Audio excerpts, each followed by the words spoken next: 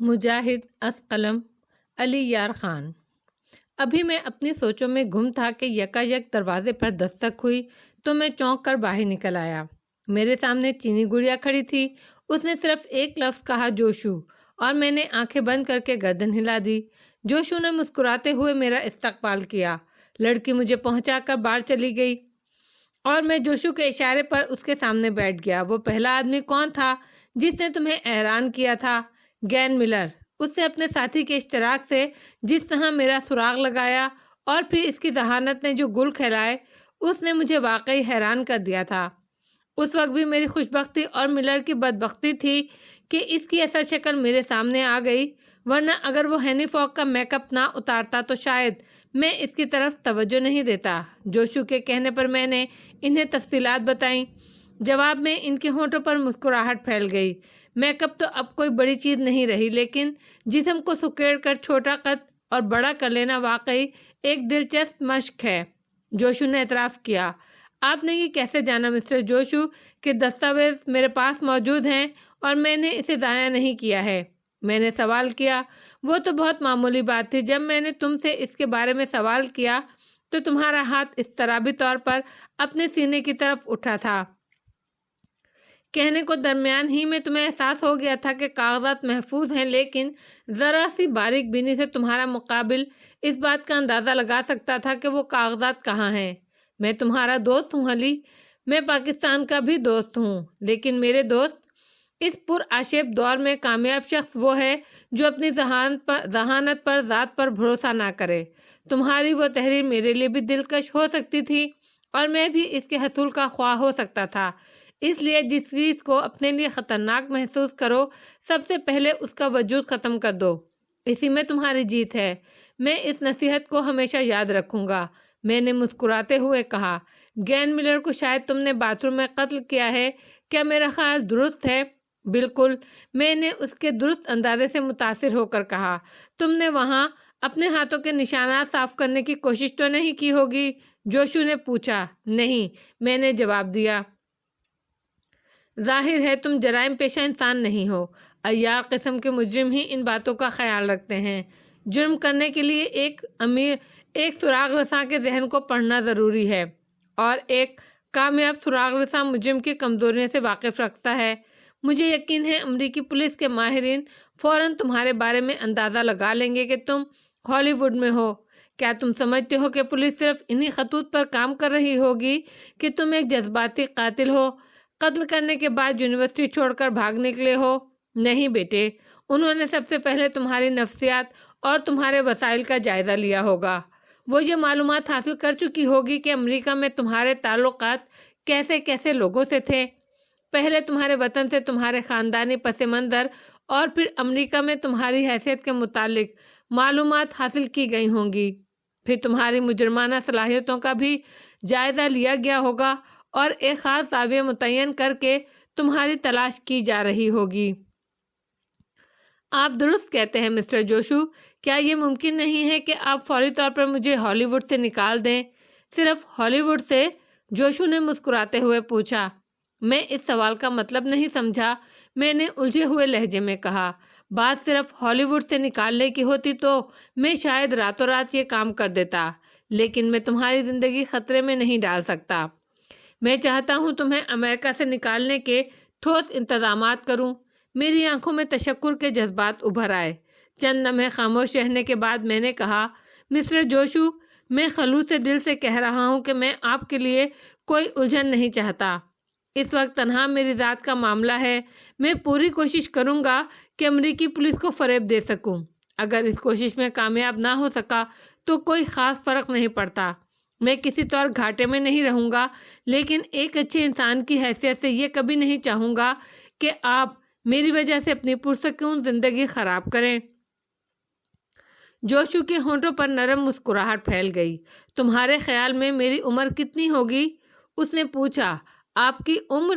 میں نے غیر متوقع سوال پر سٹ پٹاتے ہوئے کہا، صحیح اندازہ نہیں لگا سکتا۔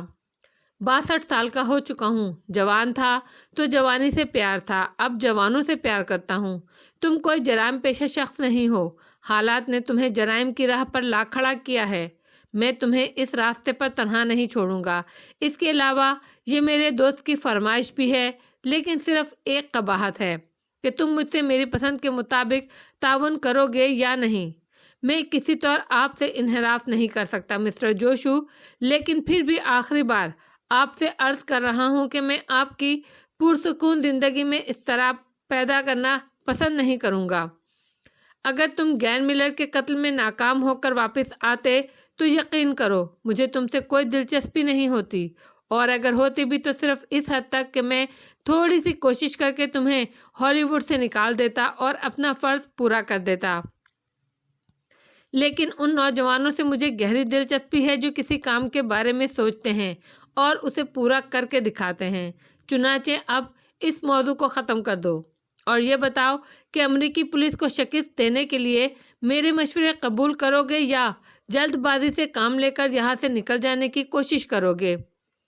میں آپ کے سہارے کو بہت قیمتی تصور کرتا ہوں، میں نے جواب دیا۔ اس دوران کافی آ گئی تھی، اس لیے کچھ دیر تک فضا پر خاموشی طاری رہی۔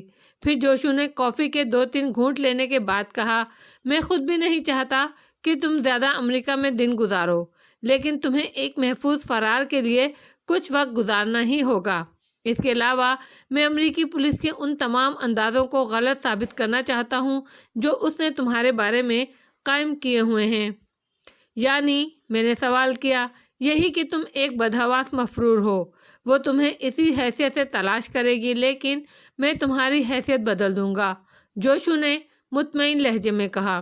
مسٹر جوشو، اگر آپ میرے مسئلے میں اس حد تک دلچسپی لینے کے لیے تیار ہیں تو میرا انکار حماقت کے علاوہ اور کچھ نہیں ہوگا۔ میں بحیثیت بحفاظت یہاں سے نکل جانا چاہتا ہوں اور اس کے لیے آپ کی ہر ہدایت پر عمل کرنے کو تیار ہوں۔ کافی ختم ہو گئی اور پھر تم جا کر آرام سے لیٹ جاؤ۔ تمہاری کافی میں ایک ایسی خواب آور دوا شامل ہے جو تھوڑی دیر کے بعد تمہیں پرسکون نیند سلا دے گی۔ میں نے شیشی کو ہدایت کر دی تھی، جوشو نے پرسکون لہجے میں کہا، اور میری آنکھیں حیرت سے پھیل گئیں۔ حیران ہونے کی ضرورت نہیں، یہ میں نے صرف اس لیے کیا کہ تم سکون سے سو جاؤ۔ میں جانتا ہوں کہ پریشان خیالات ساری رات تمہیں سونے نہیں دیتے، مسٹر جوشو نے کہا اور اٹھ کر کھڑے ہو گئے۔ میں بھی کھڑا ہو گیا۔ پھر اپنی خوابگاہ تک آتے ہوئے بھی میں نے اپنے ذہن پر کوئی بوجھ محسوس نہیں کیا تھا، لیکن بستر پر لیٹتے ہی خواب آور دوا اپنا اثر دکھانے لگی۔ چند ہی لمحوں بعد میں گہری نیند سو گیا۔ دوسری صبح میری میزبان شیشی تھی۔ یہ چینی گڑیا مجھے بہت پسند تھی، مصنوعی سا انداز، جیسے خود نہ سوچتی ہو نہ سمجھتی ہو، بس ضروری باتوں پر وہ مشینی انداز میں عمل کرتی تھی۔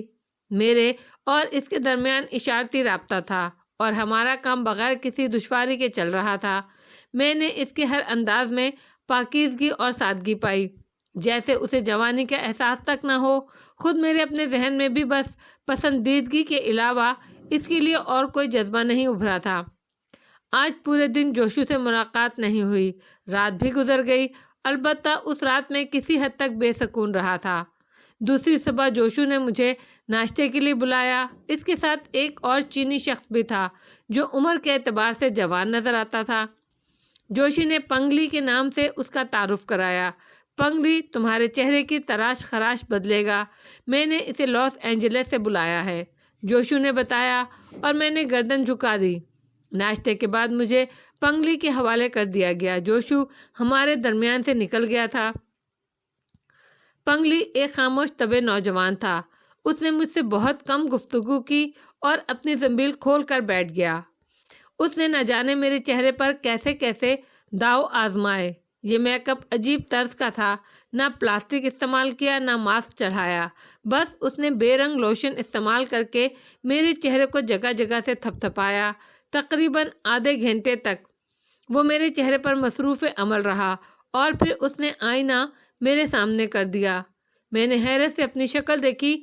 میری ناک پہلے سے زیادہ پھیل گئی تھی، آنکھوں کے پپوٹے شرابیوں کے سے انداز میں جھک گئے تھے، گالوں کا گوشت بھی پھول گیا تھا اور تھوڑی پہلے سے زیادہ چوڑی ہو گئی تھی۔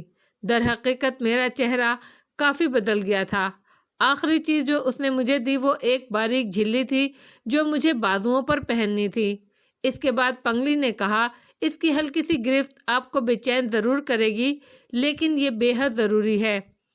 اس طرح آپ کی ہتھیلیوں اور انگلیوں کی لکیریں بدل گئی ہیں اور اب آپ کے ہاتھوں کے نشانات پہلے سے زیادہ مختلف ہو گئے ہیں۔ میرا خیال ہے مجھے اس ہلکی سی گرفت سے کوئی الجھن نہیں ہوگی، لیکن یہ میرے چہرے پر آپ نے کون سا فن استعمال کیا ہے؟ میں نے پوچھا۔ یہ ایک خالص چینی ایجاد ہے۔ میں نے پہلے آپ کے چہرے کی جلد کو حساس بنایا اور پھر اس کے مختلف حصوں پر ایسا لوشن لگا دیا کہ وہ متورم ہو جائیں۔ اب کوئی بھی آپ کے چہرے کو دنیا کے کسی بھی لوشن سے دھوئے، اس میں کوئی تبدیلی ممکن نہیں ہے۔ اوہ، کیا یہ کیفیت مستقل ہوگی؟ میں نے پوچھا۔ ہرگز نہیں، بس 2-3 ماہ یہ حالت رہے گی۔ اس کے بعد جوں جوں اس لوشن کا اثر ختم ہوتا جائے گا، آپ کا چہرہ اصل حالت میں آتا جائے گا۔ ہاں، اگر آپ خود اپنے چہرے کو اصل حالت میں لانا چاہیں تو ایک معمولی سی چیز اس ورم کو ختم کر سکتی ہے۔ پنگلی آہستہ سے مسکرایا۔ وہ کیا؟ میں نے دلچسپی سے پوچھا۔ لیموں کا عرق۔ لیموں کو درمیان سے کاٹ کر چہرے پر رگڑیں، 10 منٹ میں یہ ورم ختم ہو جائے گا، پنگلی نے جواب دیا۔ خوب، میں نے گہری سانس لی۔ مجھے احساس ہو رہا تھا کہ عام زندگی کے پیچھے ایک اور زندگی بھی کیسی انوکھی ہے۔ سب کچھ جاننے کے باوجود انسان ہزارہا چیزوں سے ناواقف رہتا ہے۔ میں نے چہرہ بدلنے والے ذہین شخص گین ملر کو دیکھا تھا، جس کے چہرے کے بارے میں لوگ شبہ کا شکار رہتے تھے، لیکن پنگلی بھی اپنے فن میں انوکھا تھا۔ اس نے چہرہ بدلنے کا ایک اور آسان طریقہ دریافت کر لیا تھا۔ شیسی کو شاید میرے اس نئے چہرے کا علم نہیں تھا۔ وہ کسی کام سے میرے کمرے میں داخل ہوئی تو مجھے دیکھ کر چونک پڑی اور بے اختیار اس نے چینی زبان میں کچھ کہا۔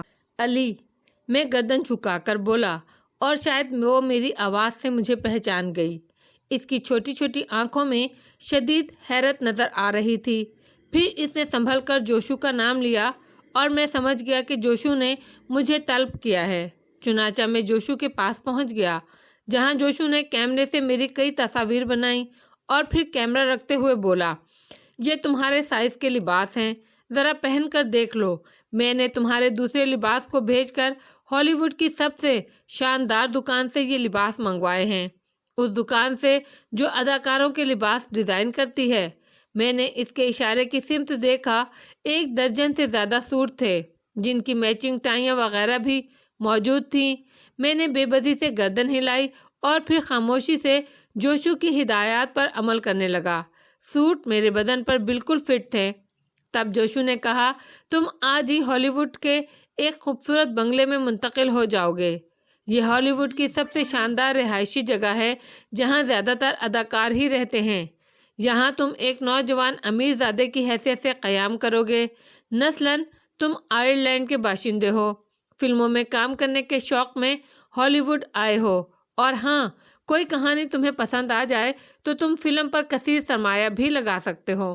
میری باتیں اچھی طرح ذہن نشین کر لینا۔ اخباری نمائندوں کو اپنے قریب بھی نہیں پھٹکنے دینا۔ اس کے علاوہ مسٹر علی، تم اپنے ذہن سے سارے تفرقات نکال دو اور خود کو اس کردار میں پیش کرو جو نوجوان امیر زادوں کا ہوتا ہے۔ میرا مطلب سمجھ گئے ہوگے؟ آخر میں جوشو نے مسکراہٹ ہونٹوں پر لا کر کہا۔ میرا نام کیا ہے مسٹر جوشو؟ میں نے بھاری آواز میں پوچھا۔ اینڈریو ایلس، جوشو نے مسکراتے ہوئے کہا۔ آخری بات مسٹر جوشو، میں نے گہری سانس لے کر کہا۔ ضرور، جوشو نے گردن ہلائی۔ کیا اس سلسلے میں مجھے مزید ہدایات آپ سے لینی ہوں گی؟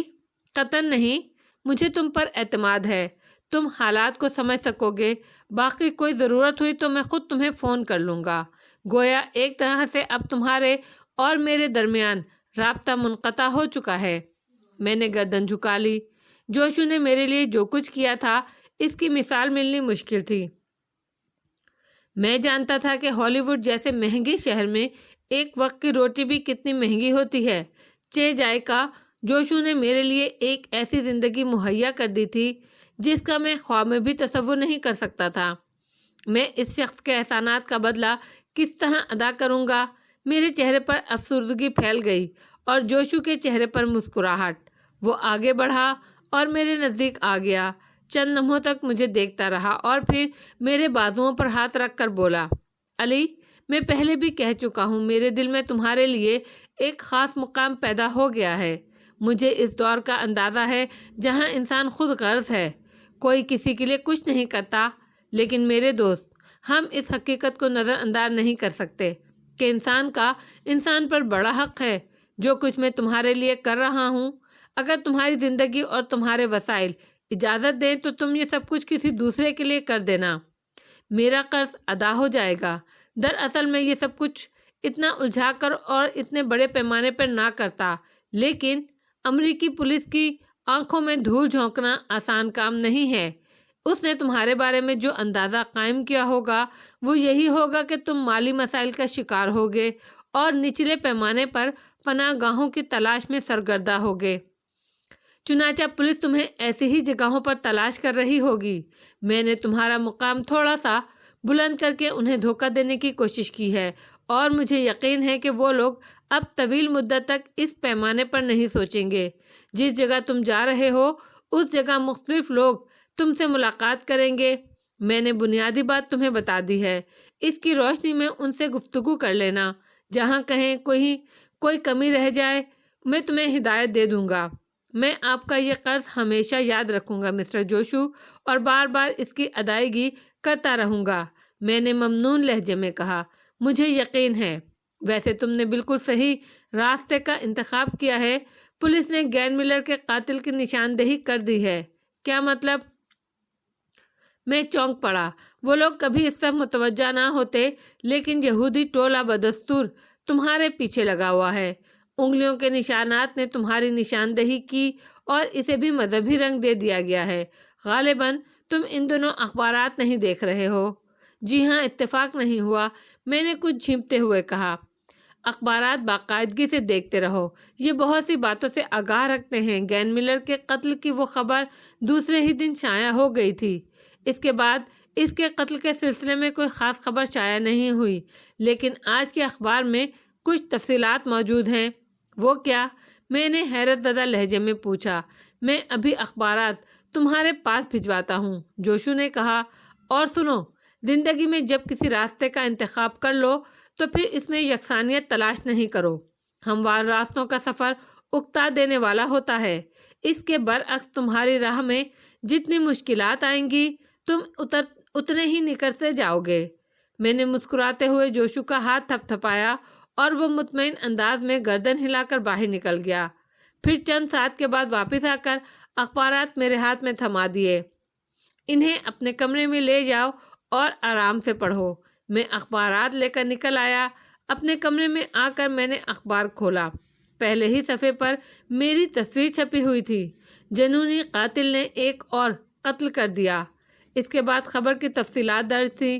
برکلے یونیورسٹی کے مسلمان طالب علم نے ہالی ووڈ کے ایک اور معزز شہری کو قتل کر دیا۔ مسٹر گین ملر بھی نسلاً یہودی تھے اور ان کے قتل کے پیچھے بھی اس شخص کا مذہبی جنون کار فرما ہے۔ اس کے علاوہ لاس اینجلس میں بھی ایک یہودی شخص دویان کو قتل کر دیا گیا۔ پولیس کا خیال ہے اس قتل میں بھی کہیں نہ کہیں وہی شخص ملوث ہے۔ پولیس تفتیش کر رہی ہے۔ اس کے بعد پولیس ڈپارٹمنٹ کی طرف سے شہریوں کے لیے اپیل شائع ہوئی تھی، جس میں کہا گیا تھا کہ اس شخص کی تلاش میں ہالی ووڈ کے شہری بھی مدد کریں۔ وہ اگر کہیں نظر آئے تو اس کے بارے میں فوراً اطلاع دی جائے۔ دوسرے اخبارات میں کچھ زیادہ تفصیلات تھیں۔ اس میں بھی یہی ساری باتیں درج کی گئی تھیں اور بتایا گیا تھا کہ گین ملر کے مکان پر علی یار خان کے ہاتھوں کے نشانات ملے ہیں، لیکن یہ شخص گین ملر تک کیسے پہنچا یہ بات ابھی نامعلوم تھی۔ گویا اس رات شرر کے ملاقاتیوں نے خود کو چھپا لیا تھا۔ جم اور مائٹی ایلن نے پولیس کو رضاکارانہ معلومات فراہم نہیں کی تھیں، کیونکہ اس میں خود ان کی گردن پھنستی تھی۔ ممکن ہے ان کی مجرمانہ زندگی سامنے آ جاتی۔ میں نے اخبارات ایک طرف رکھ دیے اور جوشو کو ان کاوشوں پر غور کرنے لگا۔ جو شخص کس قدر مہربان ہے، میری وجہ سے اس نے خود کو کیسی مشکلات میں ڈال لیا ہے۔ اگر ان باتوں کو صرف کسی طور پر انکشاف ہو جائے تو خود اس کے لیے ہالی ووڈ میں پاؤں جمانا مشکل ہوگا، لیکن اس کے دل میں بھی میرے لیے ایک جذبہ پیدا ہو گیا تھا اور جذبہ خطرات کو نظر انداز کر دیتا ہے۔ مزید 3 دن گزر گئے۔ ان 3 دنوں میں جوشو سے میری ملاقات نہیں ہوئی، البتہ سی میری خدمت کرتی رہی۔ یہ معصوم لڑکی گزرتے ہوئے لمحات کے ساتھ مجھے خود سے قریب تر ہوتی محسوس ہو رہی تھی، لیکن میں جانتا تھا اس کا ساتھ وقتی ہے، اس لیے میں اس پر توجہ نہیں دیتا تھا۔ گو میرے دل میں اس کے لیے کوئی غلط جذبہ نہیں تھا، لیکن اس کی سادگی سے کچھ انسیت سی ہو گئی تھی۔ پھر ایک شام جوشو نے مجھے بلایا۔ چائے کی میز پر اس نے ایک پاسپورٹ اور کچھ کاغذات میرے حوالے کر دیے، پھر بولا، یہ تمہاری بدلی ہوئی شخصیت کے کاغذات ہیں، لیکن ایک ذرا سی تبدیلی کی ہے میں نے، ایک اور شخصیت بھی تشکیل دی ہے، یعنی باب ہیریسن۔ جوشو نے مجھے مختصر تفصیلات بتائیں، پھر بولا، گویا اب تم مکمل باب ہیریسن ہو۔ میں نے ساری تیاری مکمل کر دی ہے۔ آج رات تم اپنی رہائش گاہ میں چلے جاؤ گے۔ وہاں موجود لوگ تمہیں باب کے نام سے جانتے ہیں۔ کوئی پہلے سے تمہارا شناسہ نہیں ہے، نہ ان پر کسی قسم کا اعتبار کیا جائے۔ ہاں، وہ جو گفتگو کریں وہ اسی روشنی میں ہوگی جس کا حوالہ میں تمہیں دے چکا ہوں۔ میں نے اپنے پروگرام کی ترتیب اسی انداز سے کی ہے۔ تمہاری تمام مشکلات وہیں حل ہو جائیں گی۔ ٹھیک ہے مسٹر جوشو، میں خود کو تیار کر چکا ہوں، باقی حالات میں خود سمجھ لوں گا، میں نے جواب دیا، اور اسی رات تقریباً 9 بجے میں ایک ٹیکسی کے ذریعے ہالی ووڈ کے سب سے خوبصورت رہائشی علاقے بیورلی ہلز میں پہنچ گیا۔ جس کوٹھی میں ٹیکسی داخل ہوئی وہ بے مثال تھی اور روشنیوں سے جگمگا رہی تھی۔ کوٹھی کے وسیع برآمدے میں چند افراد موجود تھے جو ٹیکسی کی طرف متوجہ ہو گئے۔ پھر ان میں سے 2 نوجوان میرے قریب پہنچ گئے۔ اس سے قبل کہ وہ مجھ سے کوئی سوال کرتے، میں نے سرد لہجے میں کہا، ٹیکسی سے میرا سامان اتارو، میرا نام باب ہیریسن ہے۔ ان دونوں کے منہ حیرت سے کھل گئے۔ پھر ان میں سے ایک کسی قدر خوفزدہ آواز میں چیخا، مسٹر باب، اور اس کے ساتھ ہی افراتفری مچ گئی۔ وہ سب کے سب دوڑ پڑے۔ میں نے دکھانے کے لیے ٹیکسی ڈرائیور کو ایک بڑا نوٹ دیا، حالانکہ وہ جوشو ہی کا آدمی تھا۔ اس کے بعد میں ایک دراز قد لڑکی کے ساتھ اندر داخل ہو گیا۔ لڑکی مجھے ایک حسین خوابگاہ میں لائی تھی۔ دروازہ کھول کر اس نے ایک طرف ہٹتے ہوئے کہا، آپ اس طرح اچانک سا آئے ہیں سر کہ ڈنر کا بندوبست کرو۔ شکریہ۔ میں نے اس کی بات درمیان سے کاٹ دی اور وہ یس سر کہہ کر ایڑی پر گھوم گئی۔ میں خوابگاہ کا جائزہ لینے لگا۔ وہ بے مثال تھی، لیکن یہ لوگ میری سمجھ سے باہر تھے۔ باب ہیریسن ان کے لیے کیا حیثیت رکھتا تھا؟ جوشو نے ایک طرح سے میرا بھی امتحان لے ڈالا تھا۔ اگر یہ امتحان ہے تو مجھے اس میں پورا اترنا ہے، میں نے دل میں سوچا، اور ایک آرام کرسی پر دراز ہو گیا۔ دیر تک کوئی نہیں آیا، لیکن پھر تھوڑی دیر بعد دیوار میں ایک سرخ بٹن روشن ہو گیا جس پر سرونٹ لکھا ہوا تھا۔ آؤ، کون ہے؟ میں نے بھاری لہجے میں کہا۔ اس بار ایک دوسری لڑکی اندر داخل ہوئی۔ اس کا قد درمیانہ تھا اور آنکھیں بے حد حسین۔ سر، لباس تبدیل کر لیں، یہاں لے آؤں یا ڈرائنگ روم میں چلیں گے؟ یہاں لے آؤ، میں نے تھکے تھکے انداز میں کہا، اور وہ جلدی سے باہر نکل گئی۔ سلک کا خوبصورت سلیپنگ سوٹ اور نائٹ گون لیے ہوئے وہ میرے نزدیک آ گئی۔ پھر اس نے کانپتے ہوئے ہاتھ آگے بڑھا دیے۔ غالباً وہ میری ٹائی کھولنا چاہتی تھی۔ نہیں شکریہ، تم باہر جاؤ، میں نے نرم لہجے میں کہا۔ اس نے جلدی سے ہاتھ نیچے گرا دیے، پھر آہستہ قدموں سے باہر نکل گئی۔ اس کے جانے کے بعد میں نے دروازہ بند کر دیا اور پھر جلدی سے لباس تبدیل کر لیا۔ ان لوگوں کے ساتھ میں نے ایک مخصوص رویے کا فیصلہ کر لیا تھا۔ اگر صورتحال پوری طرح واضح ہوتی تو شاید میں زیادہ آسانی محسوس کرتا، لیکن جوشو نے نہ جانے کیوں تمام حالات سے مجھے آگاہ نہیں کیا۔ ممکن ہے اس کی وجہ یہ ہو کہ وہ مجھے ہر لمحہ زیادہ سے زیادہ چاق و چوبند رکھنا چاہتا تھا۔ حالانکہ میرے نزدیک یہ دانشمندی نہیں تھی، لیکن کیا کرتا، مجبوری تھی۔ بیچارے جوشو نے میرے لیے اتنا کچھ کیا تھا کہ اب میں اس کی کسی بات سے انحراف بھی نہیں کر سکتا تھا۔ اس کے علاوہ بعض واقعات نے بھی یہ بات ثابت کر دی تھی کہ میری سوچ بھی ابھی ایک مجرمانہ پختگی نہیں رکھتی۔ بعض جگہوں پر مجھ سے اچھی خاصی حماقتیں سرزد ہوتی جا رہی تھیں۔ تھوڑی دیر کے بعد میں ڈنر ٹیبل پر چلا گیا۔ 9 افراد تھے، جن میں 3 لڑکیاں اور 6 مرد تھے، جبکہ سب کے سب مجھے سرو کر رہے تھے۔ کسی نے ٹیبل پر میرے سامنے بیٹھنے کی کوشش نہیں کی۔ میں نے اطمینان سے کھانا کھایا اور پھر میں نے ان سے تعارف کی فرمائش کی۔ ایک ایک کر کے ان سب نے اپنا تعارف کرایا۔ تیسری لڑکی جو اس وقت پہلی بار مجھے نظر آئی تھی میری سیکریٹری لوسیا تھی۔ خوبصورت لیکن سنجیدہ فطرت لڑکی تھی۔ میں نے اس کے چہرے کے نقوش سے ہی اندازہ لگایا تھا۔ کچھ ضروری پروگرام گوشت گزار کرنے ہیں جناب، ان کے لیے کون سا وقت مقرر کریں گے؟ لوسیا نے پوچھا۔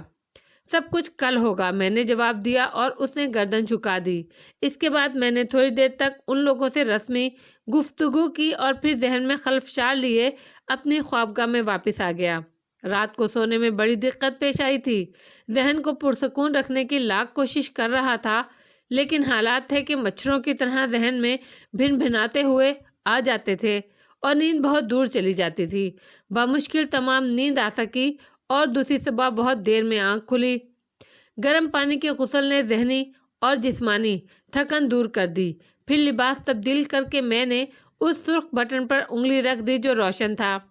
یہ بٹن اس بات کی نشاندہی کرتا تھا کہ میرے خادم طلبی کے منتظر ہیں، صرف میری طرف سے اجازت کا انتظار ہے، اور یہی ہوا۔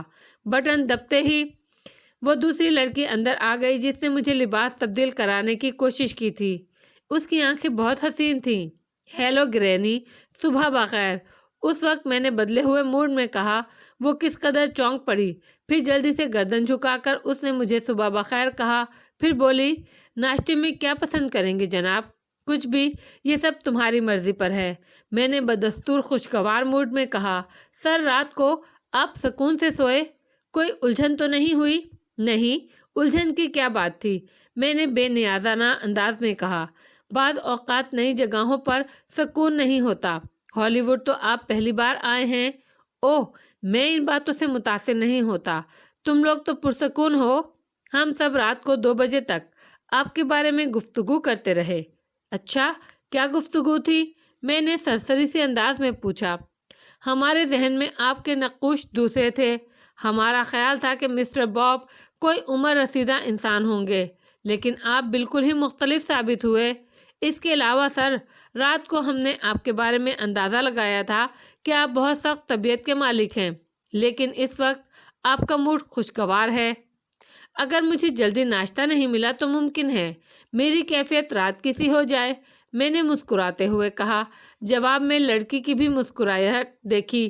پھر اس نے دروازے کی طرف رخ کرتے ہوئے کہا، بس میں ابھی ناشتہ لگواتی ہوں اور آئندہ ہمیشہ اس بات کا خیال رکھوں گی۔ یہ کہہ کر وہ باہر نکل گئی اور میں گہری سانس لے کر چھت کو گھورنے لگا۔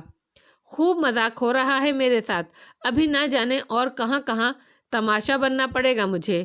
انجانے حالات کو سنبھالنے رکھنا سخت مشکل کام ہے۔ گرینی ویلسن ہی نے مجھے ناشتے کی اطلاع دی۔ اس وقت کمرے میں صرف وہی دونوں لڑکیاں تھیں۔ میں خاموشی سے ناشتہ کرتا رہا اور گردن جھکائے میری ضرورت کی چیزیں وہ مجھے سرو کرتی رہیں۔ ناشتے سے فارغ ہوا تو لوسیا آ گئی۔ میں نے مسٹر بیکر کو آپ کے آنے کی اطلاع دے دی ہے جناب، اس نے سپاٹ لہجے میں کہا۔ ٹھیک ہے، کیا کہا انہوں نے؟ میں نے سوال کیا۔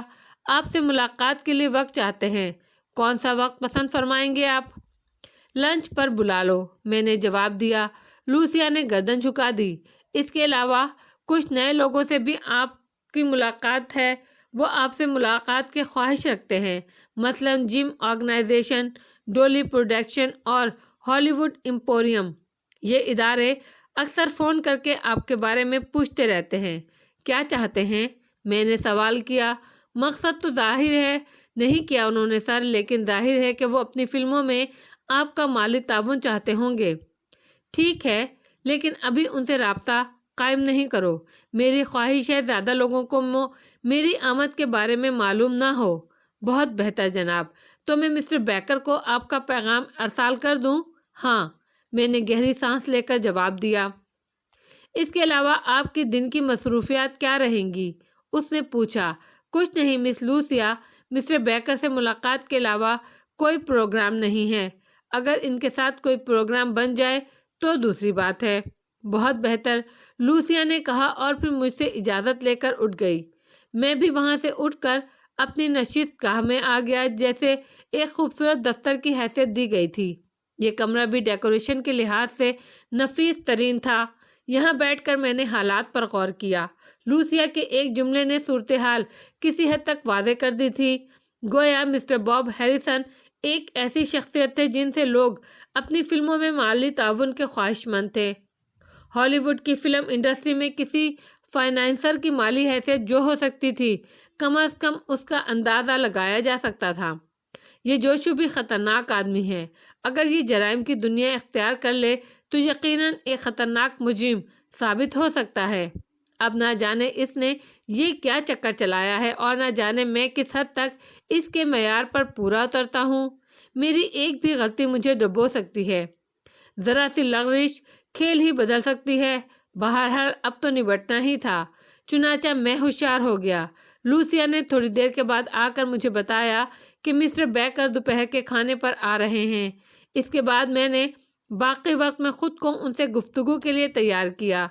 میں نے اس گفتگو کے لیے دل ہی دل میں کافی مشق کر لی تھی اور اب مجھے یوں محسوس ہو رہا تھا جیسے میں در حقیقت ایک بہت بڑا کاروباری ہوں اور اپنا سرمایہ منافع بخش کاموں میں لگانے کا خواہش مند ہوں۔ میرے ذہن سے دوسرے خیالات نکل گئے اور اس کے بغیر چارہ کار بھی نہیں تھا میرے پاس۔ ٹھیک 12:30 بجے لوسیا نے مجھے اطلاع دی کہ مسٹر بیکر پہنچ گئے ہیں۔ لوسیا نے ان کا استقبال کیا تھا اور انہیں ڈرائنگ روم میں پہنچا دیا تھا۔ یہ بات پہلے ہی طے ہو گئی تھی کہ مسٹر بیکر کا استقبال لوسیا کرے گی اور ان کے آنے کے 10 منٹ کے بعد میں ان سے ملاقات کروں گا۔ اس وقت کی ملاقات کے لیے لوسیا نے میرے لیے لباس کا انتخاب کیا اور پھر 10 منٹ اس لباس کے پہننے میں صرف ہو گئے۔ اس کے بعد میں مسٹر بیکر سے ملاقات کرنے چل پڑا۔ اس کوٹھی میں کا ڈرائنگ روم بھی میں نے پہلی بار دیکھا تھا۔ ڈرائنگ روم کے بجائے اسے ڈرائنگ ہال کہنا مناسب تھا۔ تقریباً 100 افراد کے بیٹھنے کی گنجائش تھی۔ اس کے علاوہ اسے دنیا کی بیش قیمت اشیاء سے سجایا گیا تھا۔ مسٹر بیکر کے ساتھ 2 خوبصورت لڑکیاں اور 4 مرد تھے۔ دونوں لڑکیاں حیرت انگیز طور پر ہم شکل تھیں۔ انہوں نے نہایت خوبصورت لباس پہنا ہوا تھا۔ اس طرح مرد بھی اسمارٹ نظر آ رہے تھے۔ مسٹر بیکر سرخ ناک اور چھوٹی آنکھوں والے ایک خود غرض سے انسان نظر آتے تھے۔ ان کی مسکراہٹ کنجوس فطرت کی غماس تھی۔ لمبی لمبی انگلیوں والے اور سرد ہاتھوں سے انہوں نے گرم جوشی کے ساتھ مصافحہ کیا اور مجھ سے ملاقات پر نہایت خوشی کا اظہار کرنے لگے۔ دوسرے تمام لوگ بھی میرے استقبال کے لیے کھڑے ہو گئے تھے۔ مسٹر بیکر نے ان سے میرا تعارف کرایا۔ ان میں کچھ نام جانے پہچانے تھے اور ہالی ووڈ کی فلم انڈسٹری میں نہایت شہرت کے حامل تھے۔ میں نے بھی جواباً گرم جوشی کا مظاہرہ کیا۔ پھر مسٹر بیکر نے لڑکیوں کی طرف رخ کر کے کہا، یہ میری بیٹیاں شائلی بیکر اور ایملی بیکر ہیں۔ دونوں کی عمر میں 1 سال کا فرق ہے، لیکن عام طور پر لوگ انہیں جڑواں بہنیں سمجھتے ہیں۔ آپ ہماری توقع کے بالکل خلاف ہیں مسٹر باب۔ عموماً کاروباری لوگ ذہنی اور جسمانی طور پر بوڑھے ہوتے ہیں، جیسے ہمارے پاپا۔ ہم آپ کو بھی ایسی ہی ایک شخصیت سمجھ رہے تھے۔ ایملی نے مسکراتے ہوئے کہا، کیوں مس بیکر، کیا کاروباری ہونے کے لیے بوڑھا ہونا ضروری ہے؟ میں نے خود کو اس ماحول سے ہم آہنگ کرنے کے لیے پوچھا۔ ہاں، خاص طور پر ایک بڑا اور تجربہ کار کاروباری ہونے کے لیے دراصل عمر تجربہ دیتی ہے، اور بڑا کاروباری انسان تجربات کے بعد ہی بنتا ہے۔ میں آپ کو دیکھ کر حیران ہوں کہ نوجوانی کی عمر میں آپ اتنے بڑے کاروباری بھی ہیں، ایملی نے جواب دیا۔ وہ دراصل لڑکی انسانوں کی فطرت پر ریسرچ کرنے کی بے حد شوقین ہے۔ اسے مختلف لوگوں کے حالات زندگی جمع کرنے کا جنون ہے اور اس سلسلے میں اس کے پاس بڑا ذخیرہ ہے۔ اکثر مقامی اور باہر کے رسائل میں اس کے مضامین چھپتے رہتے ہیں۔ میں نے دنیا کے بہت بڑے بڑے لوگوں کے حالات زندگی جمع کیے ہیں، ان کی نفسیات، ان کی سوچ اور ان کی عملی زندگی کے بارے میں میرے پاس ایسی معلومات ہیں جو دوسروں کے پاس نہیں ہوں گی، ایملی نے کہا۔ دلچسپ مشغلہ ہے، میں نے مسکراتے ہوئے کہا، لیکن آپ کے لیے درد سری بھی ہے مسٹر باب، ایملی نے کہا اور ہنس پڑی۔ وہ کیوں؟ میں نے پوچھا۔ اس لیے کہ اب میں آپ کے بارے میں جاننا چاہوں گی۔ بتائیے، آپ اس عمر میں اتنے بڑے کاروباری کیسے بنے؟ اوہ واقعی یہ تو پریشانی کی بات ہے، میں نے کہا۔ نہیں جناب، آپ یقین کریں، میں اس سلسلے میں آپ کے ذہن پر بار بالکل نہیں بنوں گی، بس آپ سے قریب رہنے کی اجازت ضرور چاہوں گی جب تک آپ یہاں موجود ہیں۔ ظاہر ہے میں اس سے انکار نہیں کر سکتا، میں نے بات کو ٹالنے کے لیے کہا۔ ایملی دلچسپ لڑکی ہے، مجھے یقین ہے آپ اس کی صحبت میں بور نہیں ہوں گے مسٹر باب۔ مسٹر بیکر نے ایملی کی سفارش کی۔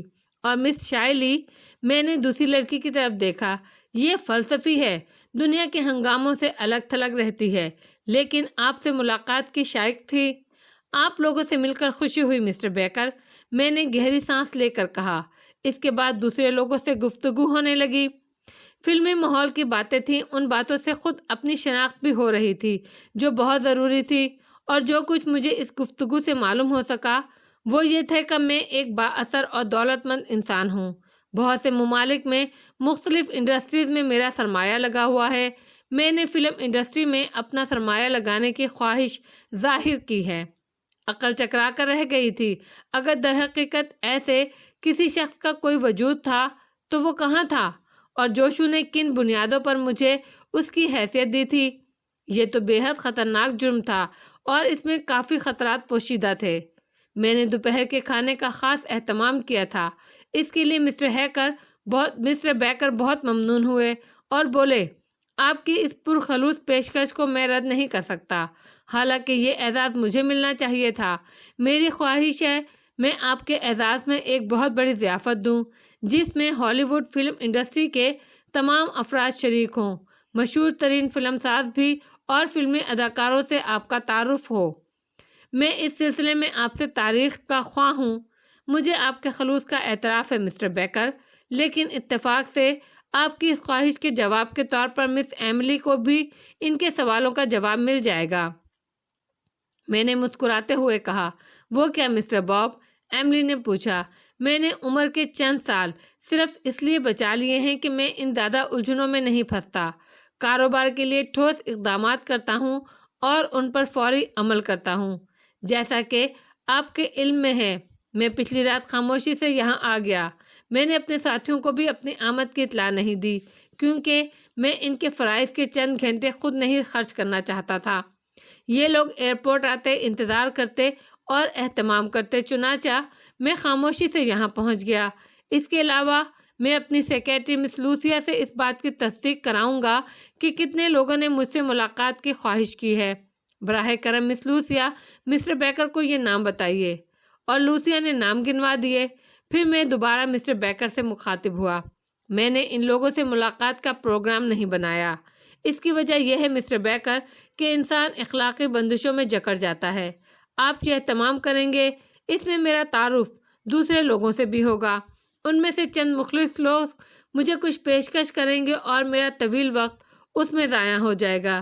اس کے برعکس یہ بات بہتر ہوگی کہ میں چند روز قیام کر کے آپ سے کام کی باتیں کروں اور اس دوران ہالی ووڈ اور اس کے مقامات کی سیر بھی کر لوں۔ بہت خوب، بہت ہی خوب، ایملی نے خوش ہو کر کہا۔ میں نے یہ قیمتی باتیں ذہن نشین کر لی ہیں مسٹر باب، لیکن میری ایک پیشکش آپ ضرور قبول کر لیں۔ وہ کیا مس ایملی؟ میں نے پوچھا۔ ہالی ووڈ اور اس کے مضافات کی سیر کے لیے میں خود کو گائیڈ کی حیثیت سے پیش کرتی ہوں۔ بہت بہتر، یہ ٹھیک ہے، میں نے تکلف سے کام لیتے ہوئے کہا۔ میں آپ کے ان خیالات سے بہت متاثر ہوا ہوں مسٹر باب، اور حقیقت میں آپ ایک عملی انسان ہیں۔ مسٹر بیکر بولے۔ میں اپنے تمام ان دوستوں سے بھی اس تعاون کا خواہش مند ہوں کہ وہ صرف اپنی ذات تک مجھ سے رابطہ رکھیں اور میری آمد کی خبر کو خود تک محدود رکھیں۔ کیا میرے دوست مجھ سے تعاون کریں گے؟ میں نے بیکر کے ساتھ آنے والے دوسرے لوگوں سے پوچھا۔ ضرور جناب، آپ کی اس سوچ نے ہمیں نئی راہیں دکھائی ہیں، ان لوگوں نے جواب دیا۔ مسٹر بیکر میری اس خصوصی توجہ پر بہت خوش نظر آ رہے تھے، اور میں دل ہی دل میں اس لمبے کھیل پر حیران ہو رہا تھا جس کا انجام میرے سامنے نہیں تھا۔ شام کو 4 بجے مسٹر بیکر واپس چلے گئے۔ میرے اور ان کے درمیان کاروباری گفتگو کے لیے دوسرا دن طے ہو گیا تھا۔ باقی وقت میں نے اپنی سوچوں کے درمیان گزارا۔ ان لوگوں کے جانے کے بعد دیر تک مجھے یہی احساس رہا کہ میں در حقیقت ایک بہت بڑا کاروباری ہوں، اور پھر میں خود پر ہنس پڑا۔ سرزمین پنجاب کا ایک آفت زدہ کیسی کیسی مشکلات کا شکار ہوا ہے۔ ایک جذبے نے سینے میں سر ابھارا اور میں نے اس کے حضور اپنا مستقبل پیش کر دیا تھا۔ اپنے سنہرے خواب قربان کر دیے تھے۔ ہر جذبہ قربانی چاہتا ہے۔ تاریخ کی لکیریں خون سے کھینچی جاتی ہیں اور مجھے اس لہو کا قطرہ قطرہ اس جذبے پر نچھاور کرنا تھا۔ میں ایک لمحے کی قربانی نہیں دے سکتا تھا۔ میرے جذبے کو بوند بوند غسل کرنا تھا۔ خدا اسے ثابت قدم رکھے۔ دوسرے دن مسٹر بیکر پھر آ گئے۔ ان سے یہی وقت طے ہوا تھا۔ اس وقت ہم دونوں نے خالص کاروباری گفتگو کی۔ مسٹر بیکر تنہا تھے اور کل کی ہی طرح غیر سنجیدہ نہیں تھے۔ میں نے پوری توجہ سے ان کی گفتگو سنی۔ وہ فلم ساز تھے اور اس وقت ان کی ایک فلم زیر تکمیل تھی۔ دوسری فلم کے لیے انہوں نے مجھے سرمایہ لگانے کی پیشکش کی، جسے میں نے منظور کر لیا اور مسٹر بیکر کو اجازت دے دی کہ اس کی کاغذی کارروائیاں شروع کر دیں۔ اس کے نتیجے میں مجھے فلم کی کہانی بھی سننی پڑی تھی۔ بہرحال پورے سکون سے میں نے یہ ساری چیزیں برداشت کی تھیں۔ ان سارے معاملات کے طے ہو جانے سے مسٹر بیکر بے حد خوش تھے اور پھر انہوں نے کہا، ایملی کو میں نے بڑی مشکل سے روکا ہے۔ وہ 2 بجے آپ کے پاس حاضر ہو جائے گی۔ کیا آپ اس بے وقوف لڑکی کو برداشت کر لیں گے؟ کوئی حرج نہیں ہے مسٹر بیکر۔ اچھا ہے، ہالی ووڈ کی سیر کے لیے مجھے ایک ذہین ساتھی کی میسر آ جائے گا، میں نے کہا اور مسٹر بیکر خوشی خوشی چلے گئے۔ میں جانتا تھا کہ وہ میری شراکت کا مضبوط کرنے کے خواہاں ہیں اور اس سلسلے میں ایملی کو آگے بڑھانا چاہتے ہیں۔ بہرحال میں نے جان بوجھ کر یہ ساتھ قبول کیا تھا۔ اس دوران مسٹر جوشو کی طرف سے کوئی تحریک نہیں ہوئی تھی، جبکہ انہوں نے کہا تھا اگر میری طرف سے کوئی غلط اقدام ہوا تو وہ میری رہنمائی کریں گے۔ میرے ذہن پر کم بار نہیں تھا۔ میں سارے معاملات سے ناواقف ہونے کے باوجود جس طرح انہیں نبھا رہا تھا اسے میرا دل ہی جانتا تھا۔ ایک ایک لمحہ محتاط رہنا پڑتا تھا۔ ادھر یہ ذہنی خلجان بھی تھا کہ کوئی قدم مسٹر جوشو کی مرضی کے خلاف تو نہیں ہے۔ چنانچہ اپنا ذہنی بوجھ ہلکا کرنے کے لیے میں نے یہ مصیبت قبول کر لی تھی۔ پھول کی طرح شگفتہ ایملی میرے پاس پہنچ گئی۔ اس نے ایک حسین لباس پہنا ہوا تھا اور کھلی چھت کی ایک خوبصورت کار میں آئی تھی۔ میں نے مسکراتے ہوئے اس کا استقبال کیا۔ تو اب آپ مجھ پر ریسرچ کریں گی مس ایملی؟ میں نے پوچھا۔ یہ کام میں خفیہ طور پر کروں گی اور آپ کو بوریت کا شکار نہیں ہونے دوں گی۔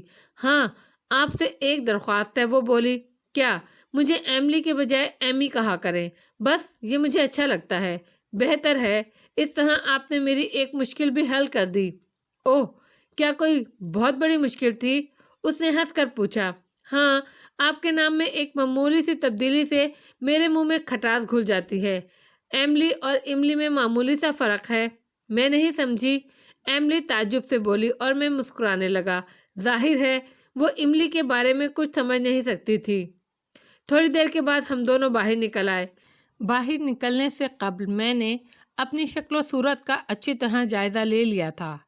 پنگلی نے مجھے جو نقش و نگار دیے تھے وہ جوں کے توں تھے، حالانکہ ہالی ووڈ کی سڑکوں پر سخت مخدوش تھی میرے لیے، لیکن اب مجھے ان کی پرواہ نہیں تھی۔ ایملی نے کار اسٹارٹ کر کے آگے بڑھا دی۔ اس کے بھورے چمکدار بال ہوا میں اڑ رہے تھے۔ وہ انہیں بار بار سمیٹتی ہوئی بہت بھلی لگ رہی تھی۔ ایک چھوٹا سا سفر کر کے وہ سانتا مونیکا کے ساحل پر پہنچ گئی۔ سانتا مونیکا کا ساحل ہزاروں موٹر کاروں سے بھرا ہوا تھا۔ وہاں پارکنگ ناممکن نظر آ رہی تھی۔ ایملی پریشانی سے چکر کاٹنے لگی اور پھر وہ ایک پارکنگ پلاٹ کی طرف چل پڑی جہاں کاریں کھڑی کرنے کے لیے ایک معقول رقم ادا کرنی ہوتی تھی۔ وہاں اس نے کار کھڑی کر دی اور پھر ہم چہل قدمی کرتے ہوئے آگے بڑھ گئے۔ یہاں سے گزرتے ہوئے پہلے پیلی سیڈرس پارک پڑتا ہے جو تقریباً 3 میل لمبا ہے۔ اس پارک میں داخل ہو کر میں نے ہالی ووڈ کی اصل رونق دیکھی۔ پارک میں لاتعداد لوگوں کا ہجوم تھا۔ حسن و شاداب لان اور ان کے کنارے تناور درخت، گھاس پر کھیلتے ہوئے بچے اور اس سے ذرا فاصلے پر چلڈرن پارک میں جھولے، دستی گاڑیوں پر ہاٹ ڈاگس کے نام کی کوئی چیز فروخت کرنے والے جن کے گرد زبردست ہجوم لگا ہوا تھا۔ بعد میں مجھے معلوم ہوا یہ ہاٹ ڈاگ ایک قسم کا سینڈوچ ہوتا ہے۔ پارک میں تھوڑی سی دیر رک کر ہم ساحل کی طرف چل پڑے۔ سمندر کے اس وسیع ساحل پر بے شمار مرد و عورتیں چہل قدمی میں مصروف تھے۔ میں اور ایملی ان کے درمیان سے گزرتے رہے۔ میں نے ایملی کو کئی بار اپنی طرف نگران پایا، نہ جانے وہ کیا اندازہ لگانے کی کوشش کر رہی تھی۔ بہرحال میں نے اس سلسلے میں اس سے کوئی سوال نہیں کیا، اس سے نقصان پہنچ سکتا تھا۔ ایملی کو کھل کر بولنے کا موقع مل جاتا۔ میں اس طرف سے محتاط رہنا چاہتا تھا۔ مجھے تو اپنا کام نکال کر کسی طرح امریکہ سے نکل جانا تھا۔ ساحل کی سیر بھی ختم ہو گئی اور ایملی نے مسکراتے ہوئے کہا، اب یہاں سے وینس چلیں گے۔ وہ بھی ایک چھوٹا سا ساحلی شہر ہے اور یہاں پر بھی ایک خوبصورت پارک ہے۔ وینس کا پارک واقعی بہت خوبصورت تھا۔ یہاں بھی ہم مختلف تفریحات میں مشغول رہے، یہاں تک کہ رات ہو گئی۔ واپسی میں نے رات کے وقت بیورلی ہلز کے حسین علاقے کو حسین تر پایا۔ ایملی مجھے اداکاروں کے بارے میں بتاتی جا رہی تھی، یہاں تک کہ ہم اپنی کوٹھی میں داخل ہو گئے۔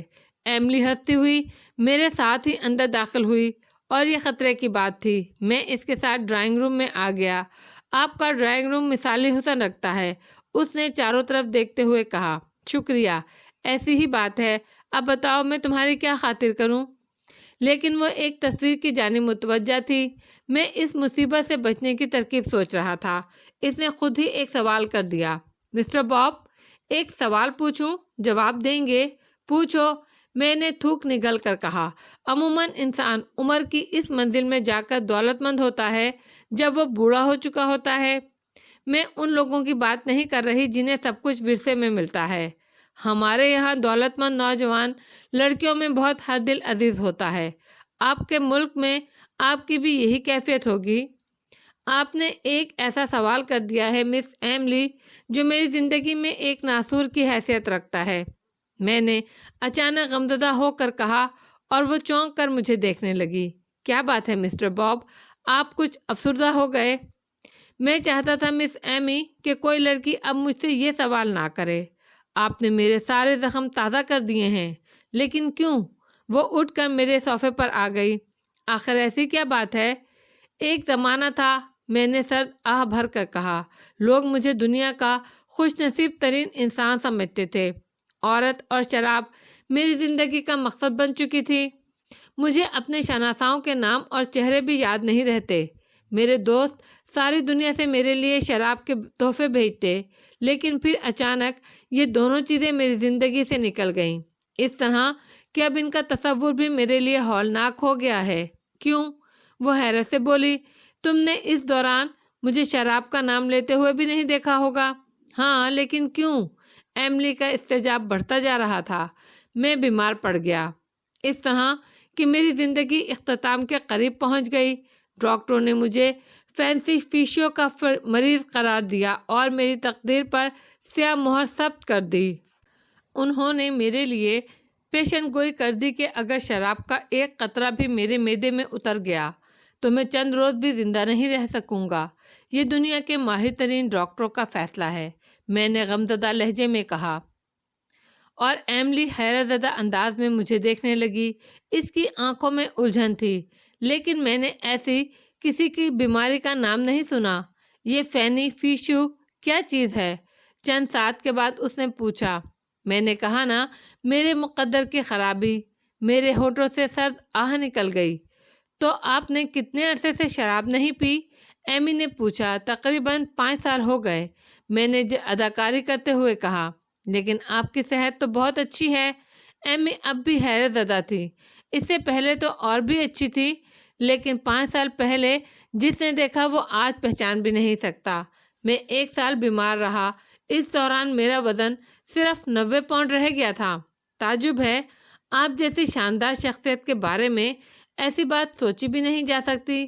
اسی لیے مس ایملی، میں زیادہ لوگوں سے قریب نہیں ہوتا اور صرف اپنے کاروبار کے بارے میں مصروف رہتا ہوں۔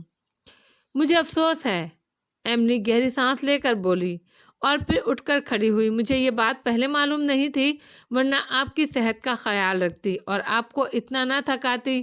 اب مجھے اجازت دیجیے۔ شکریہ مس ایمی، ویسے ڈنر کے بارے میں کیا خیال ہے؟ میں نے پوچھا۔ مجھے ایک ضروری کام یاد آ گیا ہے۔ ڈنر پھر صحیح، اس نے کہا اور مجھے خدا حافظ کہہ کر باہر نکل گئی۔ میرے پیٹ میں قہقہے مچل رہے تھے۔ یہ تھی امریکن لڑکیاں۔ بہرحال خوب گہری اور پرسکون نیند آئی تھی مجھے اس رات، اور اس کے بعد وہی دن کی روشنی۔ ناشتے کے بعد لوسیا نے مجھے بتایا کہ مسٹر بیکر کا فون آیا تھا۔ انہوں نے کہا ہے وہ آج حاضر خدمت نہیں ہو سکیں گے۔ آج وہ ایک آؤٹ ڈور شوٹنگ کے انتظامات میں مصروف ہیں۔ یہ شوٹنگ انہیں شکاگو میں کرنی ہے۔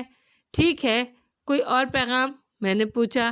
جی نہیں، ہاں مسٹر بیکر ہی نے اطلاع دی ہے کہ مس ایملی دوپہر 12 بجے آپ کے پاس پہنچ جائیں گی۔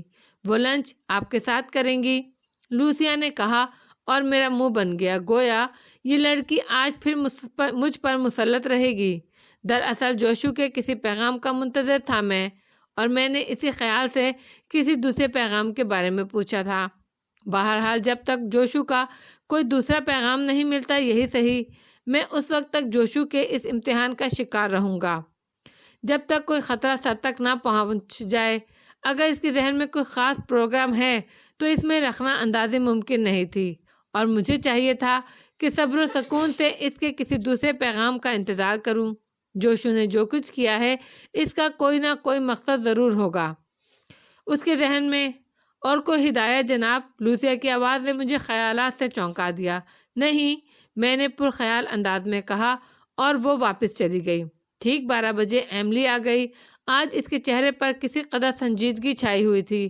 لباس آج بھی بہت خوبصورت تھا۔ ہیلو، میں نے مسکراتے ہوئے اسے دیکھا۔ اس نے گردن خم کر دی۔ کچھ سنجیدہ نظر آ رہی ہو ایمی؟ میں نے پوچھا۔ اس میں میرا قصور نہیں ہے جناب، وہ بولی، اور میں چونک پڑا۔ اس کی آواز بدلی ہوئی تھی۔ شاید مجھے شائلی یاد آ گئی۔ کیا آپ شائلی ہیں؟ میں نے تعجب سے پوچھا۔ جی، ایملی رات سے نزلے کا شکار ہو گئی ہے۔ اس وقت بھی اسے حرارت تھی، اسی لیے اس نے اپنی ڈیوٹی مجھے سونپ دی ہے۔ آپ لوگ بہت مہربان ہیں شائلی، میں آپ کا شکر گزار ہوں۔ آپ کی وجہ سے تنہائی کا احساس نہیں ہوا، لیکن اگر میری وجہ سے آپ کے کسی پروگرام میں خلل پڑا ہو تو ایسی کوئی بات نہیں ہے جناب۔ ہاں، اگر آپ میری موجودگی پسند نہ کریں تو، شائلی نے کہا، اور میں نے جلدی سے ہاتھ اٹھا دیا۔ ارے نہیں مس شائلی، ایسی کوئی بات نہیں ہے۔ تو آج آپ لنچ کے بعد کہاں کی سیر کرا رہی ہیں مجھے؟ میں نے پوچھا۔ ایملی کے نزلے پر مجھے ہنسی آ رہی تھی۔ کل آپ ایملی کے ساتھ کہاں گئے تھے؟ شائلی نے پوچھا۔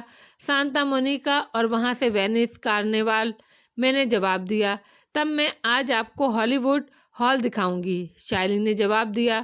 شائلی بھی وہی کار لائی تھی جو کل ایملی نے استعمال کی تھی۔ ہم دونوں پہلے مختلف جگہوں کی سیر کرتے رہے، پھر شام کو ہم نے ہالی ووڈ ہال کا رخ کیا۔ یہ جگہ بھی خوب تھی۔ شائلی نے بتایا کہ 4 جولائی کو یہاں جشن آزادی منایا جاتا ہے، اور اس دن تل دھرنے کی جگہ نہیں ہوتی۔ ساری رات آتش بازی چھوڑی جاتی ہے اور لوگ ٹولیوں کی شکل میں رقص کرتے ہیں۔ ہالی ووڈ ہال کھلی چھت کا ایک تھیٹر ہے جو پہاڑوں کو کاٹ کر بنایا گیا ہے۔ اس میں 30,000 آدمیوں کی گنجائش ہے، اور اسٹیج کی آواز اس کے ہر گوشے میں بغیر کسی مائکرو فون کے پہنچ جاتی ہے۔ داخلے کے دروازے کے پاس ایک بہت بڑا پیالہ بنا ہوا ہے اور لوگ اپنی مرضی سے چندہ ڈالتے ہیں۔ اوپر تاروں کا جال بنا ہوا ہے، اور اس پیالے میں موجود رقم کبھی چوری نہیں ہوتی۔ دلچسپ جگہ تھی، مجھے بہت پسند آئی۔ شائلی کا ساتھ بھی کسی طور پر ناگوار نہیں تھا، کیونکہ ایملی کے بنسبت اس کے انداز میں شائستگی اور رکھ رکھاؤ تھا۔ ہالی ووڈ ہال شو دیکھنے کے لیے شائلی نے ٹکٹ خریدا اور ہم اندر داخل ہو گئے۔ تھیٹر میں 10-12 ہزار سے کم افراد نہیں ہوں گے، لیکن وہ خالی خالی نظر آ رہا تھا۔ اس کی وجہ اس کی وسعت تھی۔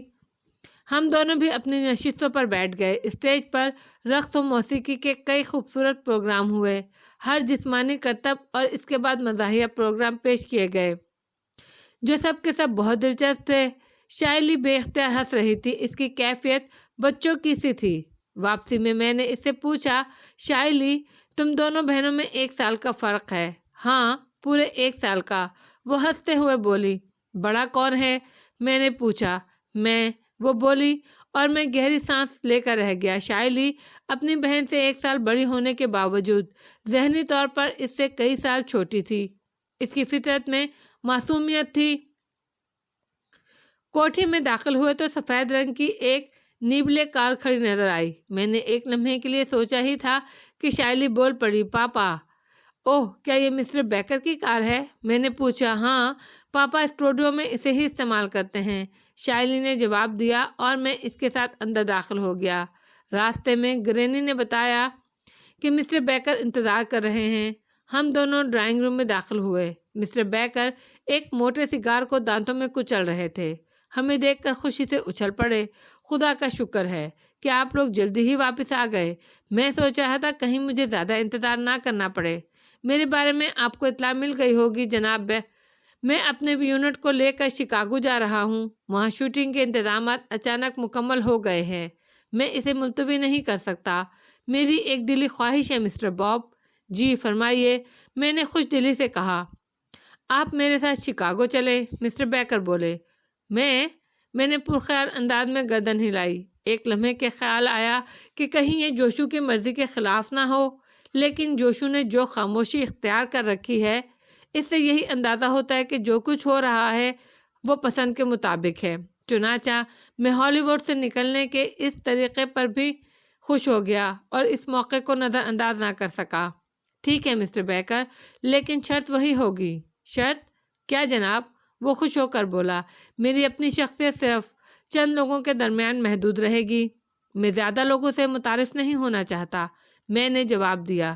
میں نے ابتدا ہی سے اس کا خیال رکھا ہے، اور پھر یہ بات تو خود میرے حق میں جاتی ہے، بیکر نے مسکراتے ہوئے کہا۔ جواباً میرے ہونٹوں پر بھی مسکراہٹ پھیل گئی۔ پھر مجھے کوئی اعتراض نہیں ہے، میں نے جواب دیا، اور مسٹر بیکر نے مطمئن انداز میں گردن ہلا دی۔ پھر وہ اٹھتے ہوئے معذرت خانہ انداز میں بولے، بس میں آپ کی منظوری حاصل کرنے آیا تھا۔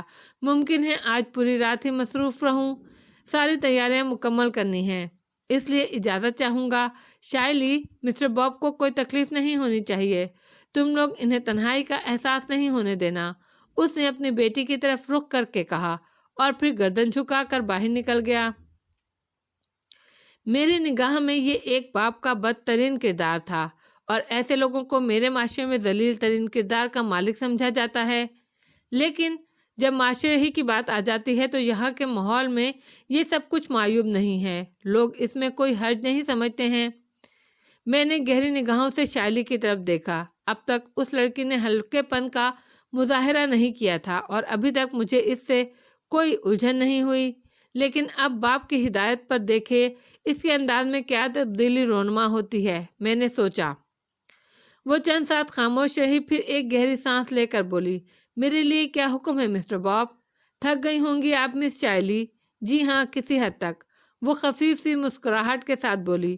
بہتر یہ ہوگا آپ آرام کریں، میں بھی اب سونے کا خواہش مند ہوں، میں نے جواب دیا، اور وہ مسکراتی ہوئی اٹھ کر کھڑی ہوئی۔ شکریہ، پھر اجازت؟ اس نے شگفتہ لہجے میں کہا۔ ہاں، میں نے سکون سے گہری سانس لی۔ میں نہیں کہہ سکتی کہ کل آپ لوگوں کی روانگی سے قبل آپ سے ملاقات ہوگی یا نہیں، بہرحال اگر آج نہیں ہوئی تو پھر واپسی پر ضرور ہوگی۔ میں انتہائی خلوص سے کہہ رہی ہوں مسٹر باب، آپ کے ساتھ یہ مختصر سا وقت بہت خوشگوار گزرا۔ شکریہ شائلی، ویسے کیا آپ لوگ آؤٹ ڈور شوٹنگ وغیرہ پر نہیں جاتی؟ میں نے سوال کیا۔ عموماً نہیں، پاپا وہاں مصروف ہوتے ہیں، ساری مصنوعی سی ہوتی ہیں چیزیں، باتیں ہوتی ہیں، کم از کم میں انہیں پسند نہیں کرتی۔ بس کبھی کبھی اگر پاپا کی خواہش ہوتی ہے تو ہم چلے جاتے ہیں۔ ویسے مجھے یقین ہے کہ کل کے پروگرام میں ہم لوگ شریک نہیں ہیں، ورنہ پاپا ہمیں تیاریاں کرنے کے لیے ضرور کہتے، شائلی نے جواب دیا۔ ٹھیک ہے شائلی، واپسی پر ملاقات ہوگی۔ میں نے رسماً اسے چھوڑنے کے لیے باہر تک آیا۔ شائلی کار اسٹارٹ کر کے ہاتھ ہلاتے ہوئی باہر نکل گئی، اور میں تھکا تھکا سا واپس اندر آ گیا۔ کوٹھی کے ملازمین سامنے نہیں تھے، سب اپنی اپنی آرام گاہوں میں پہنچ چکے تھے۔ مجھے بھی اس وقت کسی کی ضرورت نہیں تھی، چنانچہ میں اپنی خوابگاہ میں آیا۔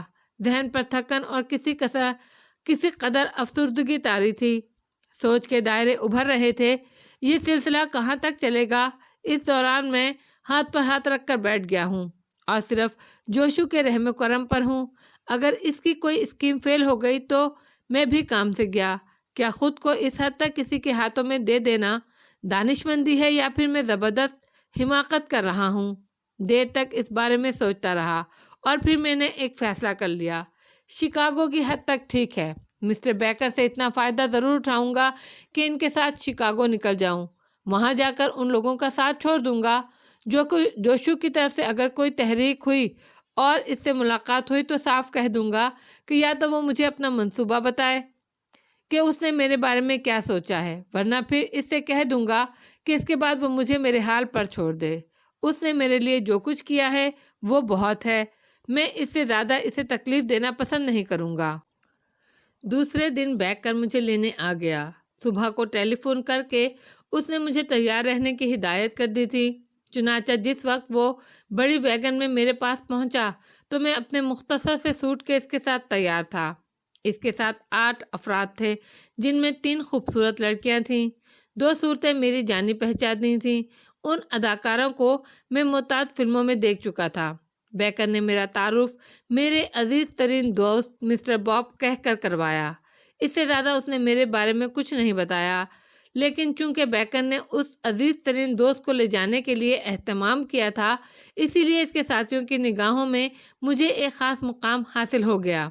یہاں سے ہم نے لاس اینجلس کا سفر کیا اور پھر مقررہ وقت پر ہوائی جہاز ہمیں لے کر شکاگو کے لیے پرواز کر گیا۔ قصور میں میرے والد کی مالی حیثیت زیادہ بری نہیں تھی، اگر ایسی ہی ہوتی تو وہ مجھے اعلیٰ تعلیم کے لیے امریکہ نہیں بھیج پاتے، لیکن ان میں ان کی تھوڑی سی خود غرضی بھی شامل تھی۔ میری دوسری والدہ کو مطمئن کرنے کے لیے بھی انہوں نے یہ قدم اٹھایا تھا، ورنہ شاید میری وجہ سے گھر کے حالات اتنے پرسکون نہ ہوتے۔ والد صاحب کو گو نہ گو الجھنوں سے دوچار رہنا پڑتا، ممکن ہے کچھ نئی پریشانیاں جنم لیتی۔ اسی لیے انہوں نے اس کا حل یہی تلاش کیا تھا کہ ایک طویل عرصے کے لیے مجھے اپنے آپ سے دور کر دے۔ میرے خرچ کے لیے جو پیسے آتے تھے وہ اتنے ہوتے کہ میں صرف گزارا کر سکوں۔ یہ دوسری بات ہے کہ میں ان میں سے بھی کچھ بچا لیتا تھا، اور میں نے ایسا ہی کیا تھا، اور ایسا صرف اس لیے ممکن تھا کہ میں نے دوسرے پاکستانی نوجوانوں کی طرح تعلیمی مشاغل سے ہٹنے کی کوشش نہیں کی تھی۔ بہت سے طالب علموں کے مشاغل تعلیم کے علاوہ سیر و تفریح بھی تھے، لیکن میں نے اپنے محدود وسائل کو پیش نظر رکھا تھا۔ یہی وجہ تھی کہ کیلیفورنیا کے علاوہ امریکہ کے کسی دوسرے شہر اور ریاست کو نہیں دیکھا تھا۔ یہ سب میرے لیے اجنبی تھیں۔ میں ان سے صرف فلموں کی حد تک ہی واقف تھا۔ ہالی ووڈ بھی میرے لیے اجنبی جگہ تھی، شکاگو بھی۔ فلموں میں شکاگو کے بارے میں جو تاثر ملتا تھا، اس سے اندازہ ہوتا تھا کہ شکاگو بھیڑیوں کی بستی ہے۔ ہالی ووڈ نے شکاگو کے جرائم پیشہ طبقے کے زندگی کے متعلق فلموں نے یہی تاثر دیا تھا کہ یہ شہر شیطانوں کی پناہ گاہ ہے۔ بہرحال اب میرا رخ اسی شہر کی جانب تھا، اور میرے ذہن میں بے پناہ خیالات گردش کر رہے تھے۔ جیسا کہ میں نے فیصلہ کیا تھا کہ اگر شکاگو میں بھی میں اسی طرح بے بسی کا شکار رہا تو پھر وہاں سے جوشو کی عنایات کو خیر بات کہہ دوں گا اور اپنے طور پر کچھ کروں گا، خواہ اس کا نتائج کچھ بھی ہوں، لیکن شکاگو کے جرائم پیشہ افراد میرے کام آ سکیں گے۔ امریکی پولیس تو بہرحال میری دشمنی پر آمادہ ہے۔ ہوائی جہاز کے سفر میں بطور خاص بیکر نے اس مشہور ہیروئن کو میرے پاس بٹھایا جسے میں فلموں میں دیکھ چکا تھا۔ راستے میں اس سے گفتگو بھی ہوئی، لیکن یہ گفتگو میرے لیے اس کے فن تک ہی محدود رہی۔ اس نے البتہ میرے بارے میں چھان بین کی کوشش ضرور کی۔ آپ کے بارے میں کچھ نہیں معلوم ہو سکا، وہ بولی۔ میرا نام باب ہے، آپ کا مداح ہوں، میں نے جواب دیا۔ آپ کہاں کے باشندے ہیں؟ اس نے عجیب سا سوال کر ڈالا۔ سیاح ہوں، سیاح جہاں ہوتا ہے اسی جگہ کو اپنا سمجھتا ہے، اسی لیے کسی ایک ملک سے وابستگی کو دوسرے حسین مقامات کی حق تلفی تصور کرتا ہوں۔ بہت دلچسپ انسان ہیں آپ مسٹر باب، ہیروئن نے کہا۔ میرا خیال ہے میں اپنے ملاقاتیوں کو متاثر نہیں کر پاتا۔ بہرحال آپ کے ان الفاظ کا شکریہ، میں نے انکسار کا اظہار کیا، اور در حقیقت یہ الفاظ اس نے ازراہ اخلاق ہی کہے تھے، ورنہ اسے میری صحبت میں سخت بوریت ہو رہی ہوگی، اور اس کا اندازہ بھی بہت جلد ہو گیا۔ اس نے بڑی ذہانت کے ساتھ مسٹر بیکر سے اپنی سیٹ بدل لی، اور مسٹر بیکر میرے پاس آ کر بیٹھ گئے۔ اگر ان خاتون کو آپ کی شخصیت کے بارے میں معلوم ہو جائے مسٹر باب، تو میرا خیال ہے کہ یہ ہوٹل میں بھی آپ کے ساتھ قیام کرنے پر اصرار کریں۔ بہرحال یہ آپ ہی کی خواہش ہے، اس میں میرا کوئی قصور نہیں ہے۔ مجھے یقین ہے آپ میری اس خواہش کا احترام کریں گے، اس طرح میں ذہنی طور پر پرسکون رہوں گا، میں نے مسکراتے ہوئے کہا۔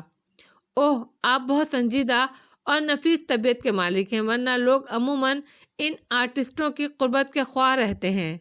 آپ ان خوبصورت الفاظ کے بجائے اگر مجھے اس معاملے میں بد ذوق بھی کہہ دیں تو کوئی افسوس نہیں ہوگا مجھے، میں نے جواب دیا، اور مسٹر بیکر مسکرانے لگے۔ بہرحال شکاگو تک مسٹر بیکر ہی میرے قریبی ہم سفر رہے۔ ایئرپورٹ سے ہوتل جاتے ہوئے سڑکوں پر رش دیکھ کر احساس ہوا کہ شکاگو دنیا کا جدید ترین شہر ہے۔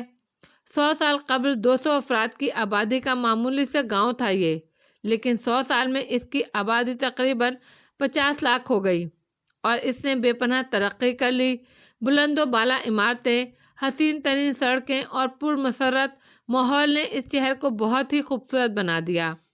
اس نے میرے ذہن پر بہت اچھا تاثر چھوڑا۔ جس ہوٹل میں مسٹر بیکر نے قیام کیا تھا وہ 27 منزلہ تھا اور بے حد خوبصورت تھا۔ میرے لیے ایک علیحدہ شاندار کمرے کا انتخاب کیا گیا۔ بیچارے بیکر ایک بڑی امید پر میرے اوپر بے تحاشا خرچ کر رہا تھا۔ جوشو ذہین آدمی تھا، اس نے میرے بڑے بڑے اخراجات چالاکی سے مسٹر بیکر پر ڈال دیے تھے۔ بہرحال یہ فضا ایسی نہیں تھی کہ میں اخلاقی قدروں پر غور کرتا، میرے لیے تو یہ ایک آزاد قید خانہ تھی۔ میں نے امریکہ کی اس حسین زندگی سے بھاگ جانے کا خواہش کا ذکر کیا۔ اگرچہ میں ابھی تک دنیا کی ذہین ترین پولیس کی قید سے آزاد تھا، لیکن نہ جانے مجھے کیوں احساس ہوتا تھا کہ اگر میں نے جلد از جلد امریکہ نہیں چھوڑا تو میں پولیس کے ہاتھ ضرور لگ جاؤں گا۔ بعض اوقات تو اس احساس سے سخت ذہنی کوفت کا شکار ہو جاتا تھا۔ فلمی یونٹ کے بیشتر افراد یہاں پہلے ہی پہنچ گئے تھے۔ رات کو ان کی میٹنگ ہوئی اور دوسرے دن شوٹنگ کا پروگرام طے پایا۔ یہ شوٹنگ جھیل مچیگن کے ساحل پر ہونی تھی۔ مجھے بھی زبردستی گھسیٹا گیا۔ دوسرے دن ان ساری ضرورتوں کا خیال رکھا گیا کہ ہم مچیگن جھیل پہنچ جائیں۔ یہ دنیا کی بہت خوبصورت جھیلوں میں شمار ہوتی ہے۔ مجھے تو وہ سمندر ہی معلوم ہوئی۔ معلومات کرنے سے پتہ چلا کہ اس کی لمبائی 321 میل اور چوڑائی 70 میل سے 128 میل ہے، اور اس کی وجہ سے شکاگو اندرون ملک سب سے بڑی بندرگاہ تصور کیا جاتا ہے۔ اس کے نزدیک ہی گلینس چوئنگم کی عمارت ہے جو سفید ٹائلوں سے بنی ہوئی ہے، جس کے میناروں پر چاروں طرف 20-20 فٹ قطر کے گھنٹے لگے ہوئے ہیں۔ ان کے عقب میں کولمبیا براڈ کاسٹنگ اسٹیشن کی عمارت تھی۔ فلم کا تعلق انہی دو عمارتوں سے تھا، اس لیے فوٹوگرافی کی تیاریاں کر لی گئیں۔ بیکر اپنے کام میں بھی مصروف تھا اور میرے آگے پیچھے بھی پھر رہا تھا، جسے دوسرے لوگوں نے بھی محسوس کیا، اور مجھے خواہ مخواہ اہمیت دی جانے لگی۔ شوٹنگ ہوتی رہی۔ اگر حالات بہتر ہوتے تو یہ سب کچھ میرے لیے کافی دلچسپ ہوتا، لیکن میرا ذہن یہ سوچنے میں لگا ہوا تھا کہ اب کیا کروں۔ بہرحال یہ پورا دن شوٹنگ میں صرف ہوا۔ بیکر نے کافی حد تک کام کر لیا اور وہ بہت خوش نظر آ رہا تھا۔ رات کو اجتماعی ڈنر کیا گیا۔ اس کے بعد رات کے 11 بجے کے قریب بیکر میرے کمرے میں آ گیا۔ آپ کو یقینی طور پر ان سارے ہنگاموں سے الجھن ہو رہی ہوگی مسٹر باب، لیکن یہ میری خوش بختی ہے کہ ایک غیر متعلقہ شخص کی حیثیت سے آپ یہ سب کچھ اپنی آنکھوں سے دیکھ رہے ہیں۔ اس سے ہمیں آئندہ پروگرام میں مدد ملے گی۔ میں یہ سب کچھ آپ کی خاطر کر رہا ہوں مسٹر بیکر، ورنہ آئندہ میں آپ کو وقت نہیں دے سکوں گا۔ جو کچھ کریں آپ ہی کریں گے، مجھے آپ پر اعتماد ہے، میں نے کہا، اور میرے الفاظ بیکر کے چہرے پر جگمگانے لگے۔ وہ بہت خوش ہوا تھا۔ پھر اس نے مجھے بقیہ پروگرام بتائے، جو کچھ اس طرح کے تھے کہ یہاں 3 دن شوٹنگ ہوگی۔ اس کے بعد ایک دن بیکر مجھے شکاگو کی سیر کرائے گا، پھر یہاں سے واپسی ہو جائے گی۔ میں نے یہ سب کچھ سن کر گہری سانس لی۔ اس کے بعد بیکر نے کہا، اس دوران اگر آپ شوٹنگ سے بوریت محسوس کریں تو شرر کی سیر کر لیں، میں انتظام کر دوں گا۔ یہ بہتر ہوگا مسٹر بیکر، اس کے بعد آپ کو ایک دن ضائع کرنے کی ضرورت پیش نہیں آئے گی، میں نے جلدی سے کہا، اور بیکر نے گردن ہلا دی۔ چنانچہ دوسرے دن بیکر نے ناشتے کے دوران کہا، میں نے کرائے پر ایک موٹر حاصل کر لی ہے، جس کا ڈرائیور آپ کو گائیڈ کا کام بھی دے گا اور سیر بھی کرائے گا۔ ابھی تھوڑی دیر بعد کمپنی ڈرائیور اور کار بھیج دے گی۔ میں آپ سے اس کا تعارف کرا کے چلا جاؤں گا۔ میں نے منظوری دے دی۔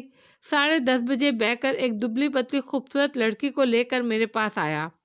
یہ مس ایون ہے مسٹر باب، آپ کی گائیڈ۔ پھر اس لڑکی سے مخاطب ہو کر بولا، مس ایون، معزز مہمان کو کوئی تکلیف نہیں ہونی چاہیے، آپ مطمئن رہیے جناب۔ لڑکی نے گہری سانس لے کر مجھے دیکھا اور کہا۔ بیکر نہایت نیک خواہشات کا اظہار کر کے چلا گیا۔ ایون خاصی چلاک لڑکی معلوم ہوتی تھی۔ اس نے میرے سامنے بیٹھتے ہوئے کہا، آپ مقامی معلوم نہیں ہوتے جناب، میرا مطلب ہے امریکی نہیں ہیں۔ آپ کا خیال درست ہے، میں نے مختصر جواب دیا۔ شکاگو پہلی بار آئے ہیں؟ اس نے پوچھا۔ جی، میں نے سرسری انداز میں کہا۔